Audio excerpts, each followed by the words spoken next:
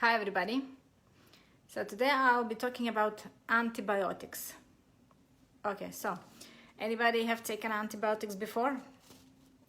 Yeah, I know, because many people in this group have said that after I was taking antibiotics, a round of antibiotics for recurrent infections, I have noticed that I have developed gut issues. Okay, so I remember that I was the same. I used to have many urinary tract infections, recurrent, many years ago. Once, up to 3 times per year, I would have urinary infection, and I would go to the doctor, and the doctor would prescribe some antibiotics. And after taking these antibiotics, I remember once I had skin rashes, my hands were red and were itching, and I didn't know what was going on, and I went back to the same doctor and to check why is this happening, and she gave me another antibiotics to fix this issue. So it was like a normal thing. I thought it was normal to have urinary infections, and I was trying to heal them with antibiotics. Who here have experienced these things? Just write in the comment if you have taken antibiotics for any kind of infection. So, okay, first let's see what is antibiotics. So what does it mean? Antibiotics. This means against life. Okay, so I'm not telling you not to take antibiotics. Of course, if you have a lung infection or some terrible disease, please do take. So antibiotics save lives, of course. But we have to know how these antibiotics works actually, how they are killing the bacteria, in what way. So they have 3 ways how the antibiotics work in killing the bacteria. First of all, they can differentiate bacteria, and human cells have different cell walls and structures. So bacteria cell walls is made from peptidoglycans, which are complex structure of carbohydrates and amino acids. Okay, but the human cells are made from membranes. They don't have cell walls. They have membranes which are thinner, and they're made from fatty acids and proteins. So this is how antibiotics targets specifically the bacteria cell walls. How they work? They work in 3 ways, and first way is they are disrupting the creation of the cell wall. Like the bacteria, they produce enzymes which they use to build the cell wall. So they are blocking, the antibiotics are blocking creation of these enzymes, and the bacteria cannot make their cell walls, and that's how they rupture, and they fill with water and they die, of course. The second way is by blocking its reproduction, then interfering with its ability to store and use energy. So there are different types of antibiotics, and they target these things in the bacteria. This is how they kill the bacteria actually. Okay, so who here has taken antibiotics and experienced that they have developed gut issues afterwards? Just write in the comments, okay? I was the one with the urinary infections all the time, having to take antibiotics after antibiotics. And that's how I damaged my gut. Okay, so what the antibiotics can cause after you have been taking antibiotics? They can cause C. diff infections. So the doctors usually give sometimes they give antibiotics for cold and flu, which is a viral infection. It has nothing to do with bacterial infections. So viruses, they don't have cell wall, and they're completely different. But the doctors are giving these antibiotics, and it creates viral bacterial infections. Like, for example, when they give clindamycin, this is antibiotic to mice, they develop C. diff infections, which is a bad bacterial overgrowth, which can create diarrhea and colitis, which is inflammation in the colon. Okay. Then, after taking antibiotics, it can damage the gut wall, as I said, and creates leaky gut, of course.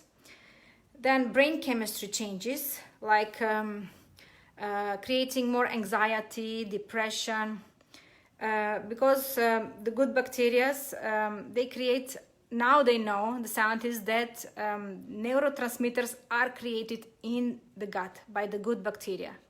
So it's not in the brain, right? So people with depression, or like people with sinuses, they don't focus on their gut, they focus on the sinuses, how to heal the sinuses. But actually the main issue lies in the gut. We need to heal the gut, bring the good bacteria who can create wellness, health and wellness.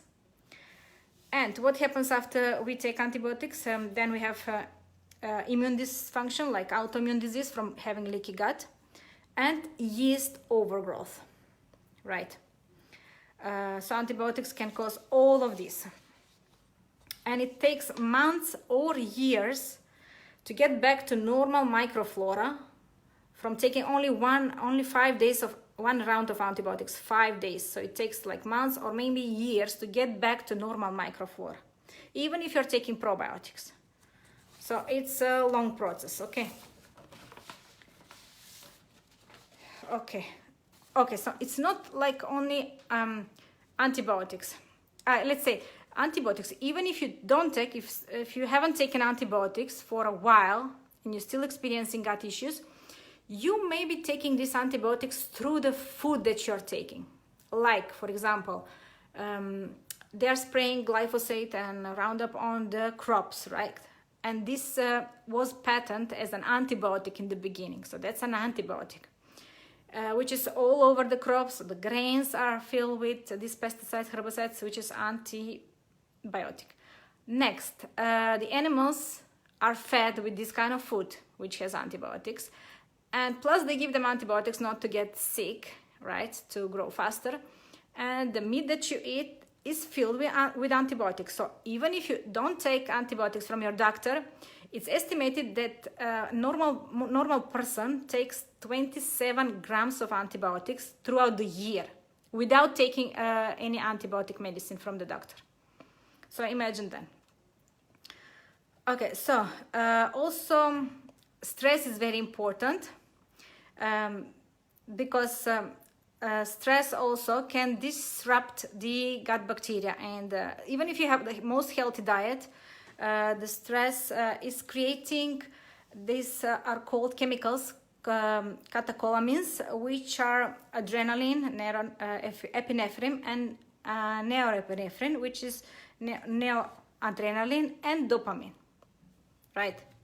So if you're under stress all the time, even if you have the best diet, you can disrupt your gut microbiome and have the gut disbalance and all the disease afterwards.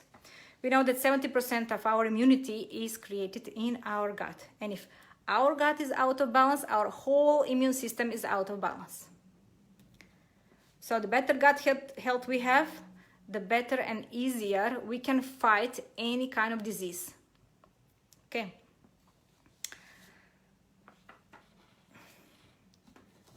Okay, so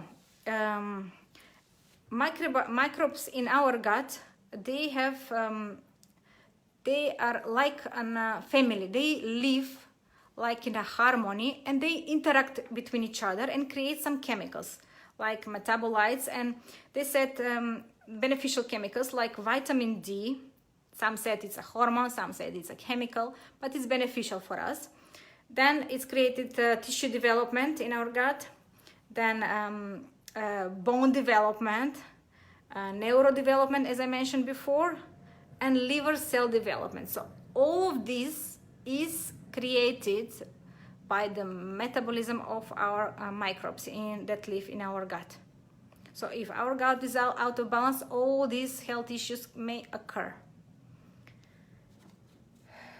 So our gut is not only digestion that we all think. It's an immune support, and it's a nervous system support. Yeah, so many people who have the anxiety and depression, their main focus should be on their gut. Who here has this kind of issues, like taking medication for depression or taking medications for anxiety? And what does this medication do? This medication is blocking the receptors of the cells not to take the serotonin and more serotonin stays in the blood, so you feel more happy.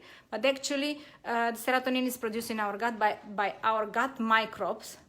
So this means that we need to focus on our gut microbes to produce more serotonin and not to block our receptors artificially with medications, okay? Okay, so, yeah, what is the way to heal our gut after taking antibiotics? So many people think that it's probiotics. Yes, probiotics is good. Some people say that there are different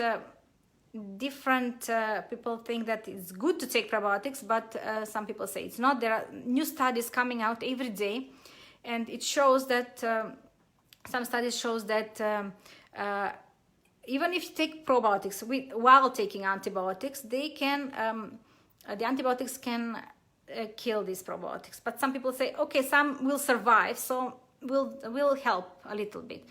And even if you decide to take probiotics while taking antibiotics, just take it away from the antibiotics. Let's say if you're taking antibiotics every 24 hours, so in between and after taking antibiotics, after 12 hours, take the probiotics away from the time when you're taking antibiotics.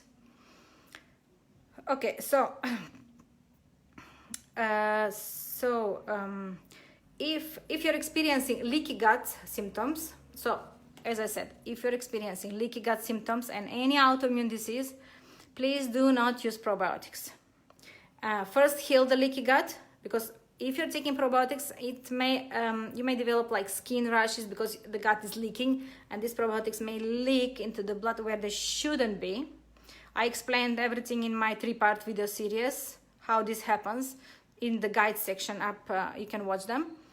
And please first heal the leaky gut, and then afterwards you can use the probiotic, like a natural probiotic that I recommend, like sauerkraut, kimchi, like kombucha, yogurt. All of that is beneficial, but only for a healthy people, for healthy gut. Okay, yeah, because if you're taking probiotics and you have a gut disbalance like SIBO or bloating or cramps, it can be, the symptoms may be worsened. If you have joint pain, it may be worsened. If you have skin rashes, it may be worsened. You can see in this group many people have these issues, and they write here that they don't get along with probiotic and fermented food. That means the gut is not healed. Okay. So the longer we wait to fix our microbiome, the higher are the chances that we may develop any autoimmune disease or maybe cancer.